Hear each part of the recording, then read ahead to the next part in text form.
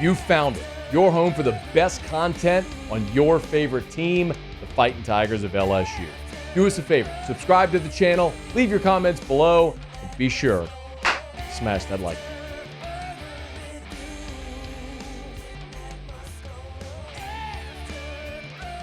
All right, LSU's kicking off spring football, and maybe the biggest question on a team and a defense that has plenty of them is, what in the world are you doing moving Harold Perkins back inside? A former All-SEC linebacker, Darry Beckwith, good friend of ours, was here during fall camp when LSU made the decision. We all found out they were moving Perkins to off-ball linebacker, and I'll let him speak in his own words.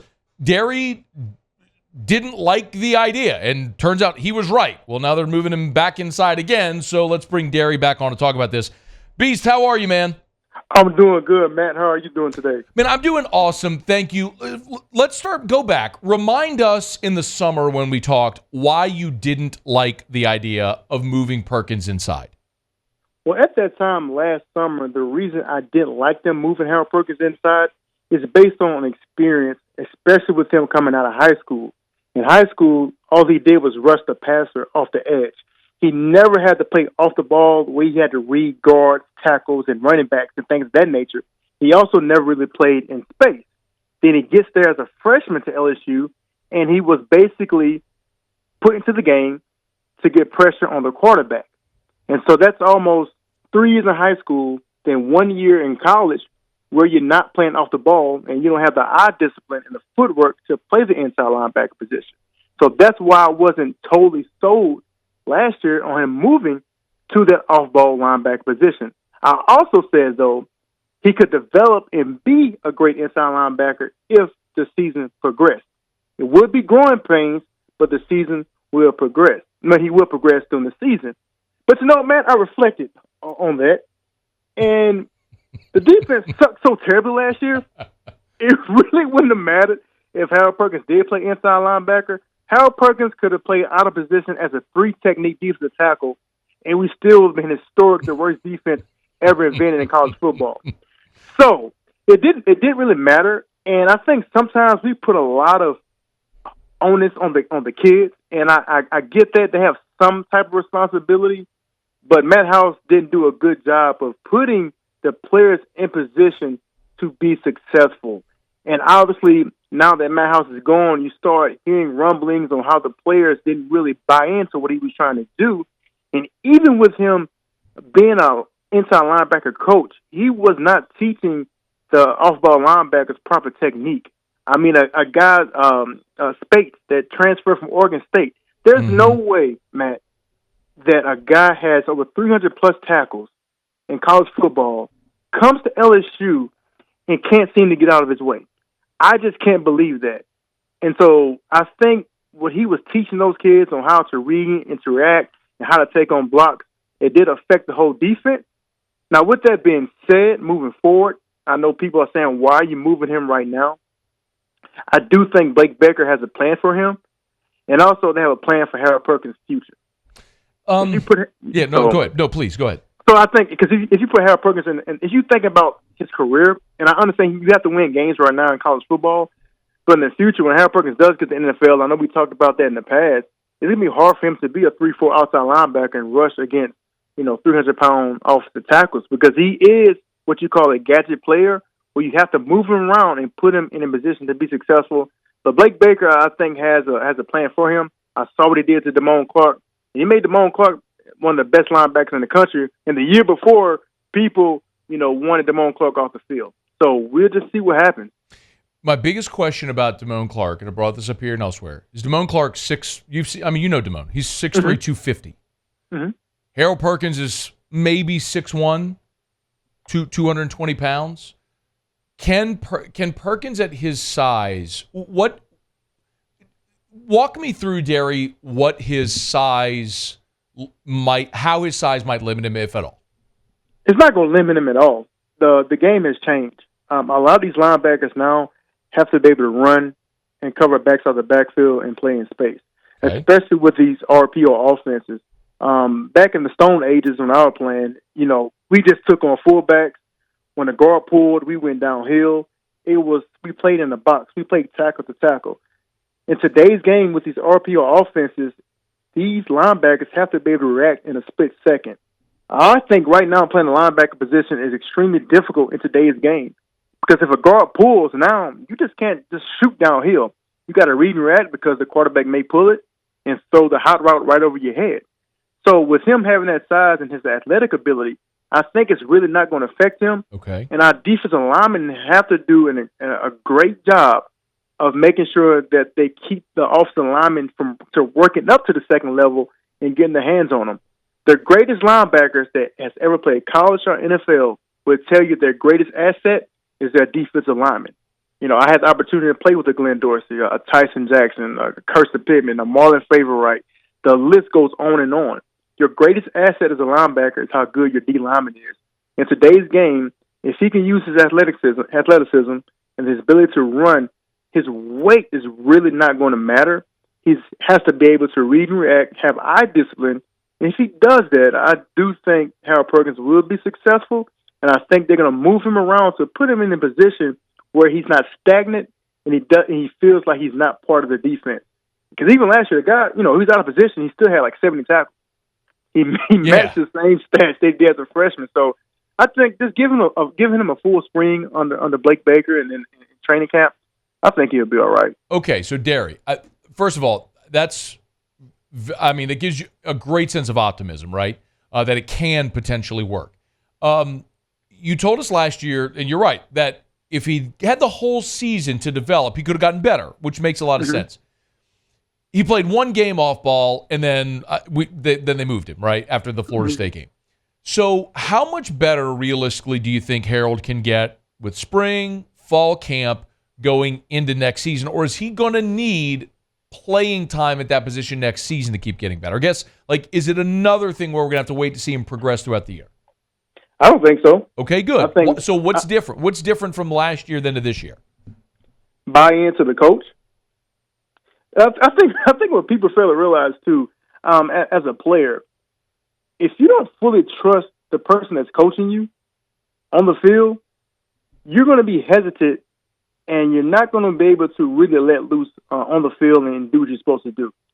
So if he never really trusted Matt House and believed in what he was teaching him, then when he gets on the field, he's not going to be as confident in what he's doing. He's not going to be as confident in the defense. He's not going to be as confident in making sure that he's in the right place to make the right play.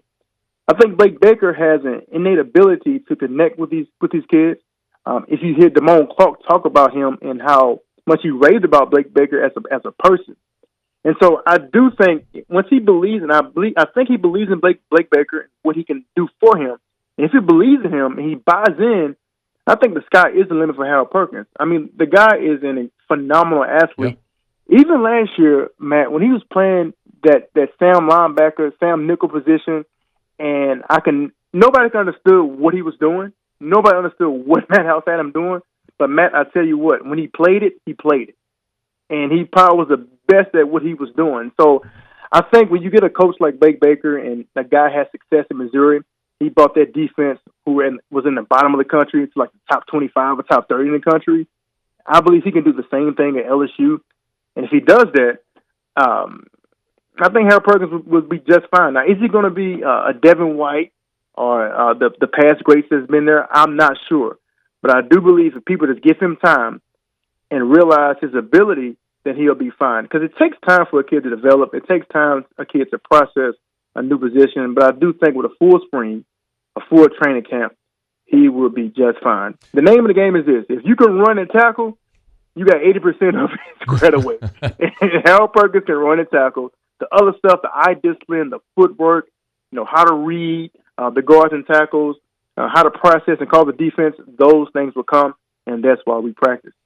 So a couple more things for you. My one question about the Matt House piece is Matt House was the same defensive coordinator when Perkins was a freshman and was an All-American. So what changed to where, okay, he had this great season under Matt House, and then he and everyone else doesn't trust Matt House. Does that make sense? It does. It does. I give you the same. I mean, I know you're not in the locker room, with the guys to know, but he had success under that defensive coordinator. And then to your point too, Darry, I mean, his stat line was basically identical, but it was so weird that with almost identical stats, it felt like he vanished, right? Yeah, you remember? I kind of compare it to. I'm not comparing Harold Perkins to this athlete, but you remember Jeremy Lin and Lynn Saturday? Yeah, oh yeah. And where he just hopped on the scene and nobody really knew who he was. Well, Harold Perkins, when they finally decided to play him as a freshman, I think after the Tennessee game, they started to play him and they put him in different positions. Teams really didn't know how to scheme for Harold Perkins. They really didn't know who is this kid, what type of player is he. And so when you really don't have a lot of film and you're not sure, then obviously you can be successful.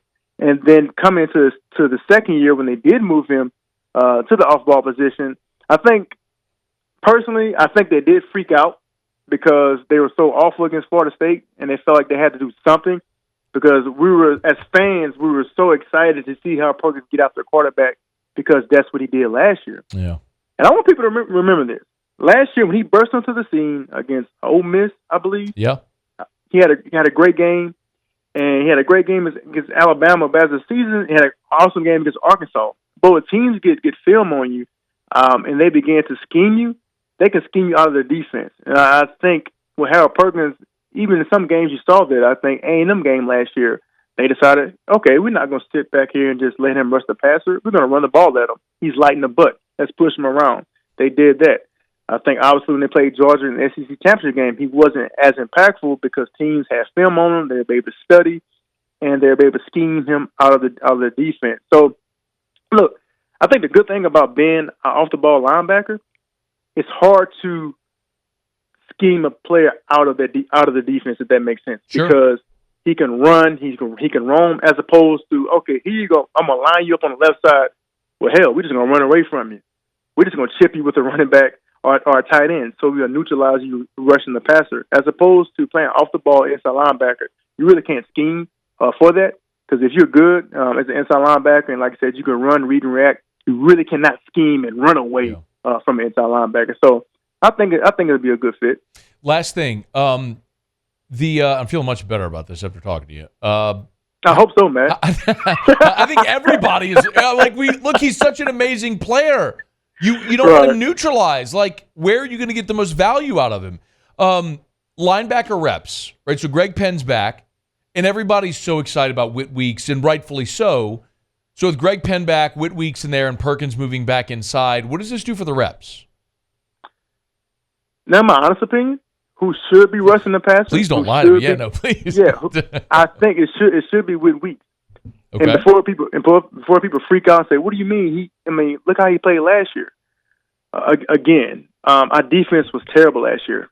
So anybody that's somewhat decent and looks good, not saying he didn't look good playing the inside linebacker, but somebody who actually made tackles, they did look like, okay, this guy can be a real inside linebacker.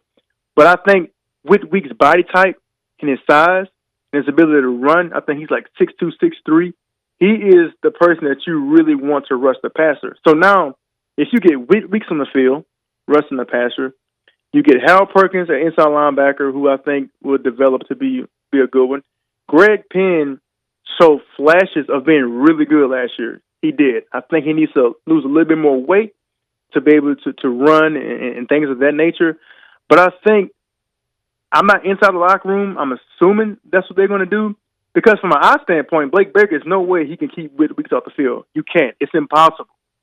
So in order to do that, you cannot just say, hey, Whit Weeks, we're going to keep you directly at the inside linebacker position, because if you do that, you're going to limit his reps and you're going to limit his playing time, because he's not going to play in front of Harold Perkins.